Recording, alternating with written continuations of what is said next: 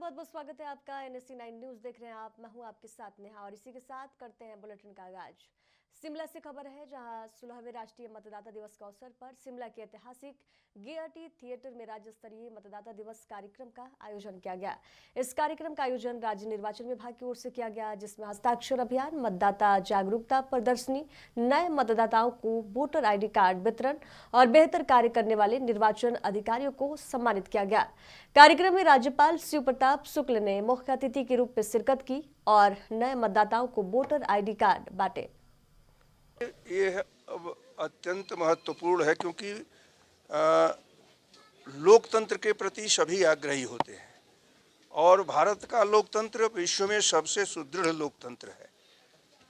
ये अलग का विषय है कि यहाँ जो जिस प्रकार से लोगों ने अपना कार्यक्रम प्रस्तुत किया SIR और संदर्भों में, किस तरह से स्पष्ट रूप से बताने का काम किया कि भारत निर्वाचन आयोग ने जो SIR करा रही है वह किसी का नाम कटने का नहीं बल्कि नाम जोड़ने का है। भ्रांतियां जरूर फैलाई गई, लेकिन मुझे लगता है कि अपने देश के लोकतांत्रिक संस्थाओं को किन्हीं भी स्थिति में अगर किन्हीं लोगों के द्वारा विवादित बनाया जा रहा है तो वह किसी भी स्थिति में ठीक नहीं है और भारत के लोकतंत्र को कमजोर करता है। हिमाचल में अभी SIR शुरू नहीं हुआ है, होगा। नंदिता जी, अनुपम कश्यप जी, इन सभी लोगों से मैंने इस बात का आग्रह किया है कि हिमाचल के नागरिकों को इसमें किसी प्रकार की कठिनाई नहीं होनी चाहिए। और वैसे भी हिमाचल में बाहरी कहीं बहुत लोग ऐसी स्थिति में नहीं है जो अपवाद की स्थिति में, जैसे नाम जिनके कटेंगे वो जैसे मृत कोई है, कोई छोड़ करके चला गया, तो ऐसे का ही होगा। मेरा मानना है कि हिमाचल प्रदेश अपने आप में समृद्ध है और उसकी समृद्धि का लाभ जो है अन्य प्रदेश भी उठाएंगे। देखिए, विपक्ष पर या पक्ष पर मुझे कुछ नहीं कहना है, इस नाते को विषय राजनीतिक है। मैंने जो इस बात को बताया कि हमारे देश की लोकतांत्रिक संस्थाओं को सभी लोगों को मिलकर के पोषण करना चाहिए। बाहर के लोग और भारत के इस लोकतंत्र की सराहना करते हैं, निर्वाचन आयोग की सराहना करते हैं, तो यहाँ अगर कुछ तथाकथित लोगों के द्वारा अगर ये कहा जाता है तो मुझे लगता है कि वो अच्छा नहीं है। 77वें गणतंत्र दिवस के अवसर पर कुरुक्षेत्र के पुलिस लाइन में जिला स्तरीय भव्य समारोह का आयोजन किया गया। कार्यक्रम में सामाजिक न्याय और अधिकारिता विभाग के मंत्री कृष्ण कुमार बेदी ने मुख्य अतिथि के रूप में शिरकत की और राष्ट्रीय ध्वज फहराया। ध्वजारोहण के बाद मंत्री कृष्ण कुमार बेदी ने परेड की सलामी ली और उत्कृष्ट कार्य करने वाले कर्मचारियों और वीरांगनाओं को सम्मानित किया। कार्यक्रम में थानेसर के विधायक अशोक अरोड़ा भी मौजूद रहे। समारोह में स्कूली बच्चों की परेड, रंगारंग सांस्कृतिक कार्यक्रम और विभिन्न विभागों की आकर्षक झांकियां भी निकाली गई। इससे पहले मंत्री ने शहीदी स्थल पर पहुंचकर शहीदों को श्रद्धांजलि भी अर्पित की। आज के इस गणतंत्र दिवस को देश के साथ साथ कुरुक्षेत्र जिला ने भी बड़ी धूमधाम से सेलिब्रेट किया। मैं अपनी ओर से, हमारे जिला प्रशासन ने जिस प्रकार की प्रतिकूल मौसम के बावजूद भी बढ़िया तैयारियां की और पार्टिसिपेंट्स ने, बच्चों ने भी और पुलिस विभाग के अधिकारियों ने भी, NCC के और सभी लोगों ने इस पार्टिसिपेशन को सफल और भव्य करने का काम किया। सभी को ढेरों ढेरों बधाई और शुभकामनाएं देता हूं। और जिस प्रकार से भारत माता के प्रति मेरे देश के हर वर्ग का एक समर्पण भाव बढ़ रहा है और सभी की इच्छा यही है कि भारत माता परम वैभव पर पहुंचे, इस बात को लेकर प्रत्येक नागरिक वचनबद्ध नजर आता है। मैं आप सभी जनपद संभल के बैजुई स्थित पुलिस लाइन और मंडी समिति परिसर में 26 जनवरी बड़े ही हर्षोल्लास और धूमधाम के साथ मनाया गया। हर साल की तरह इस साल भी राष्ट्रभक्ति के माहौल में कार्यक्रम आयोजित किया गया, जिसमें विभिन्न विभागों और टोलियों ने आकर्षक परेड और सांस्कृतिक कार्यक्रम प्रस्तुत किए। कार्यक्रम की मुख्य अतिथि उत्तर प्रदेश सरकार की माध्यमिक शिक्षा मंत्री गुलाब देवी रही। लोकतंत्रात्मक गणराज्य के उपलक्ष्य में मैं सबसे पहले अपने परम प्रबल प्रतापी माननीय प्रधानमंत्री, जो कि जन्म से कर्म योगी हैं, उनके लिए हार्दिक उनका अभिनंदन करती हूँ, उनको हार्दिक बधाई देती हूँ। दूसरे, अपने प्रदेश के धर्म योगी, बहुत ही साहसी समाज में शांति स्थापित करने वाले, अराजक तत्वों का विनाश करने वाले, जिनके नेतृत्व में आज प्रदेश सुरक्षित है, ऐसे महान धर्म योगी माननीय मुख्यमंत्री जी का मैं हार्दिक अभिनंदन करती हूँ और उनको 26 जनवरी की बधाई देती हूँ। आज पूरा देश 77वां गणतंत्र दिवस हर्षोल्लास के साथ मना रहा है। इसी क्रम में यूपी के अमेठी जिले के पुलिस लाइन मैदान में भव्य गणतंत्र दिवस समारोह का आयोजन किया गया। कार्यक्रम में अमेठी के प्रभारी मंत्री और प्रदेश सरकार में राज्य मंत्री माइकेश्वर शरण सिंह मुख्य अतिथि के रूप में मौजूद रहे। मंत्री ने तिरंगा फहराया और राष्ट्रगान के साथ सलामी ली। इसके बाद उन्होंने अमेठी पुलिस बल की विभिन्न टुकड़ियों द्वारा निकाली गई भव्य परेड का निरीक्षण किया और मार्च पास्ट की सलामी ली।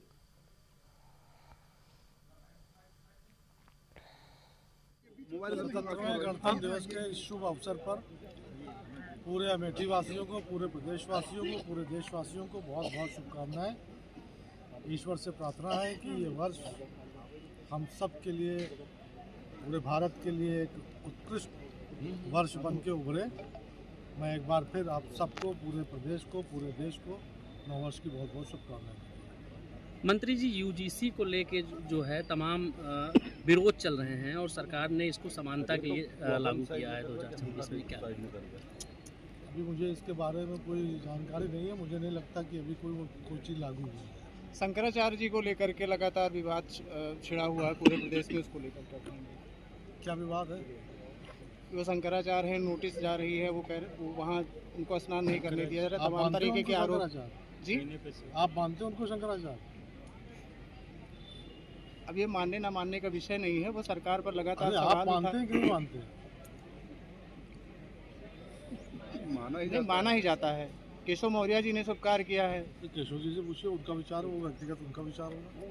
केशव जी ने प्रणाम किया शंकराचार्य कह के और उनको कहा कि धरना, उसको हम सब लोग करते हैं। हिमाचल प्रदेश में 77वां राज्य स्तरीय गणतंत्र दिवस समारोह शिमला के ऐतिहासिक रिज मैदान पर पूरे हर्षोल्लास के साथ मनाया गया। कार्यक्रम में राज्यपाल शिव प्रताप शुक्ल ने राष्ट्रीय ध्वज फहराया और परेड का निरीक्षण करते हुए भव्य मार्च पास्ट की सलामी ली।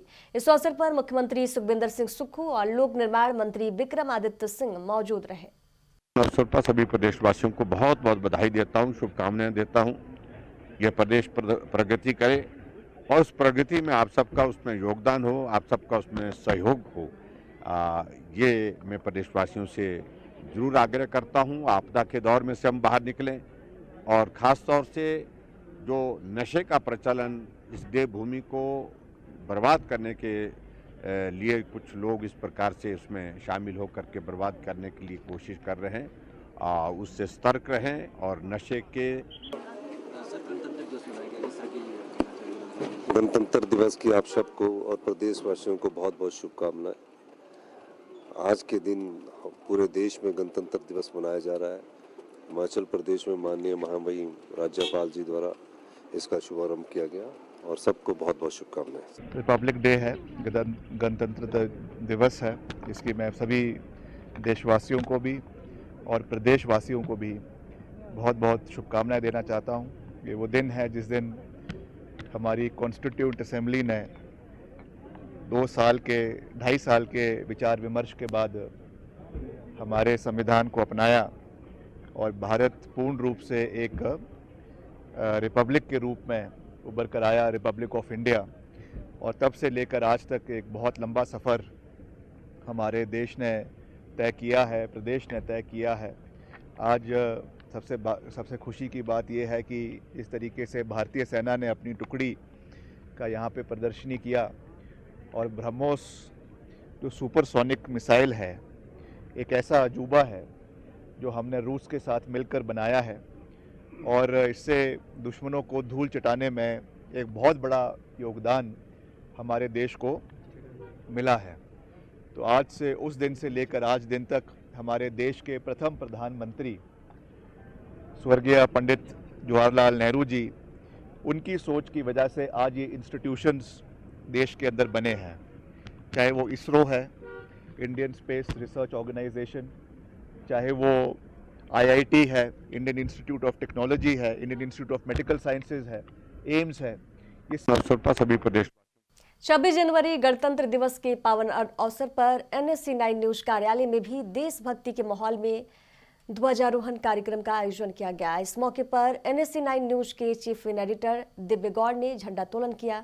ध्वजारोहण के साथ राष्ट्रगान गाया गया और तिरंगे को सलामी भी दी गई। अपने संबोधन में चीफ एडिटर ने कहा, मीडिया का दायित्व है कि वे निष्पक्ष, निर्भीक और जिम्मेदारी के साथ पत्रकारिता करें ताकि लोकतंत्र की नींव और अधिक मजबूत हो सके।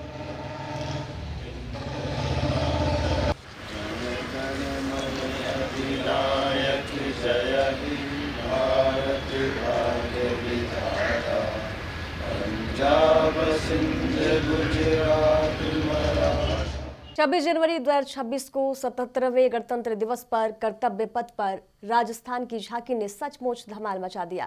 थीम राजस्थान की थीम मरुस्थल का स्वर्ण स्पर्श के साथ ये भव्य झांकी प्रदेश की समृद्ध सांस्कृतिक विरासत, शिल्प कला और गौरव का जीवंत प्रतीक बनी। इस झांकी का मुख्य आकर्षण बीकानेर की विश्व प्रसिद्ध उस्ता कला रही, जहां सोने की जड़ाई वाली ऊंट की खाल पर बनी कलाकृतियां रॉयल हेरिटेज मरुस्थल की चमक को दर्शा रही हैं। साथ ही रावण हत्या की मधुर धुनें, लोक वाद्य यंत्रों की स्वर लहरिया और परंपरागत शिल्पों का जीवंत प्रदर्शन किया गया। 77वें गणतंत्र दिवस के अवसर पर घोषित पद्म पुरस्कारों की सूची में राजस्थान की लोक कला को एक नया गौरव मिला। अलवर जिले के निवासी गफरुद्दीन मेवाती जोगी को पद्म श्री सम्मान से नवाजा जाएगा। ये सम्मान उन्हें कला क्षेत्र में खासकर दुर्लभ लोक वाद्य यंत्र भपंग की संरक्षण और प्रचार प्रसार के लिए दिया जा रहा है। गफरुद्दीन मेवाती जोगी मेवात क्षेत्र की समृद्ध लोक परंपरा के जीवंत संवाहक हैं। वे पांडुन का कड़ा, महाभारत की मेवाती लोक गायकी के इकलौते जीवित गायक माने जाते हैं और भपंग एक अनोखा एक तार वाला वाद्य यंत्र जो मुंह से बजाया जाता है। 8 पीढ़ियों से इसे संजोए हुए हैं। मात्र 3 साल की उम्र में उन्होंने भपंग बजाना शुरू किया था और पिछले 6 दशकों से इसे जीवित रखा है। उन्होंने 48 देशों में भपंग का जादू बिखेरा है। शादी विवाह से लेकर अंतर्राष्ट्रीय मंचों तक अपनी प्रस्तुतियां दी है। चंडीगढ़ के सेक्टर 49 में रहने वाले 88 वर्षीय इंद्रजीत सिंह सिद्धू, जो 1964 बैच के IPS अधिकारी थे और 1996 में पंजाब पुलिस से DIG के पद से रिटायर हुए, अब देश के सबसे प्रतिष्ठित नागरिक सम्मानों में से एक पद्मश्री से सम्मानित होने जा रहे हैं। भारत सरकार ने गणतंत्र दिवस 2026 के अवसर पर घोषित पद्म पुरस्कारों की सूची में उन्हें सामाजिक कार्य श्रेणी में अनसंग हीरो के रूप में चुना है। रिटायरमेंट के बाद इंद्रजीत सिंह ने आराम की जगह सेवा को चुना। पिछले 10 से 12 सालों से वे हर सुबह ठीक 6 बजे कचरा गाड़ी उधार लेकर निकल पड़ते हैं और अपने मोहल्ले की सड़कों गलियों को साफ करते हैं। आज पूरे देश के साथ मुरादाबाद में भी गणतंत्र दिवस पूरे गौरव और गरिमा के साथ मनाया गया। मुरादाबाद पुलिस लाइन में आयोजित भव्य समारोह में DIG मुनिराज ने राष्ट्रीय ध्वज फहराया। राष्ट्रगान के साथ पुलिस जवानों ने सलामी दी और परिसर भारत माता के जयकारों से गूंज उठा। इस अवसर पर SSP Satpal Antil, SP city Kumar Ranvijay Singh, SP ग्रामीण कुंवर आकाश सिंह सहित तमाम वरिष्ठ अधिकारी मौजूद रहे। गणतंत्र दिवस के अवसर पर आज जयपुर पुलिस लाइन में एक परेड का आयोजन किया गया, जिसमें कि प्रदेश सरकार ने माननीय राष्ट्रपति श्री जगदीश राठौर जी द्वारा मान प्रदान ग्रहण किया गया और उनके द्वारा परेड का निरीक्षण किया गया। साथ में इस अवसर पर सभी जनप्रतिनिधि, सभी अधिकारीगण, प्रशासनिक पुलिस न्यायिक अधिकारी, सभी सम्मानित यहाँ पर मौजूद रहे। साथ के साथ में भारत सरकार के द्वारा, प्रदेश सरकार के द्वारा विभिन्न प्रकार के मेडल्स भी आज यहाँ पर प्रदान किए गए। इसके साथ साथ जनपद भर में काफ़ी जगह पर प्रभात फेरियाँ, उसके साथ साथ मंदिरों पर पूजा और तिरंगा यात्रा का भी आयोजन है, जिसके संबंध में पुलिस और मजिस्ट्रेट्स की ड्यूटी लगी हुई है और हम अपनी तरफ से समस्त पुलिस विभाग की तरफ से सभी जनपदवासियों को गणतंत्र दिवस की हार्दिक शुभकामनाएं। आज पूरा देश अपना 77वां गणतंत्र दिवस मना रहा है, लेकिन जब आस्था के केंद्र और हिमालय की गोद में स्थित केदारनाथ धाम से देशभक्ति की गूंज सुनाई देती है तो हर भारतीय का सीना गर्व से चौड़ा हो जाता है। शून्य से नीचे तापमान में जहां सांस लेना भी चुनौती है, वहां हमारे रक्षकों ने तिरंगे को सलामी देकर एक नया इतिहास रच दिया है। केदारनाथ धाम परिसर में आयोजित ये कार्यक्रम सादा जरूर था, लेकिन इसकी भावनात्मक गहराई असीमित थी। उत्तराखंड पुलिस और आईटीबीपी के जांबाज जवानों ने बर्फीली हवाओं के बीच तिरंगे को सलामी दी। जवानों ने न केवल झंडा फहराया, बल्कि संविधान के प्रति अपनी निष्ठा और देश की अखंडता की रक्षा करने का संकल्प भी दोहराया है। ये नजारा गवाह है कि महादेव के इस दरबार में भक्ति और शक्ति एक साथ चलते हैं। लेकिन तिरंगे के प्रति ये प्रेम केवल विशेष अवसरों तक सीमित नहीं है। इसके हिमाचल चंबा में महिलाओं बच्चों के हाथों में तिरंगा निकालने का वीडियो वायरल हो रहा है। 26 जनवरी को देश भर में 77वें गणतंत्र दिवस का जश्न धूमधाम से मनाया जा रहा है, लेकिन हिमालय की बर्फीली चोटियों पर एक अलग ही गौरवशाली मंजर देखने को मिला। सिक्किम की बर्फ से ढकी घाटी में 16,000 फीट की ऊंचाई पर इंडो तिब्बतन बॉर्डर पुलिस के जवान हिमवीर ने कर्तव्य निभाते हुए तिरंगा लहराया है। यहाँ हाड़ कपाती ठंड, बर्फबारी और ऑक्सीजन की कमी के बावजूद देशभक्ति का जज्बा इतना जोरदार था कि पूरा वीडियो सोशल मीडिया पर वायरल हो गया। दिल्ली की यमुना, जिसे कभी मां कहा जाता था, आज भी अपनी सांसें लेने की कोशिश कर रही है। कुछ साल पहले बड़े बड़े मंचों से घोषणा हुई थी कि यमुना साफ हो गई है। भोले भाले भक्तों ने उस बात पर भरोसा भी कर लिया। गणेश चतुर्थी, दुर्गा पूजा, छठ पूजा, हर त्योहार पर मां यमुना में विसर्जन शुरू हो गया।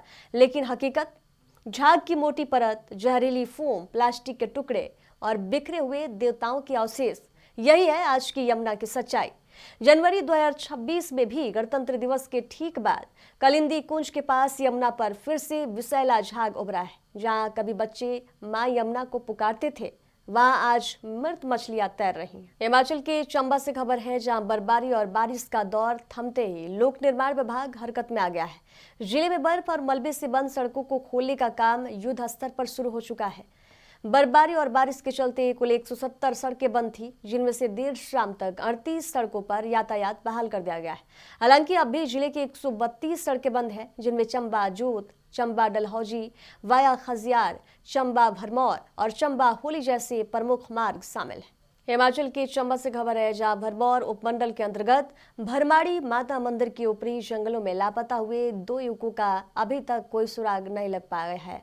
दोनों युवक शुक्रवार को मंदिर में दर्शन के लिए घर से निकले थे, लेकिन देर शाम तक वापस नहीं लौट पाए, जिसके बाद परिजनों ने प्रशासन को सूचना दी। सूचना मिलते ही उपमंडलीय प्रशासन ने सर्च टीमें गठित की।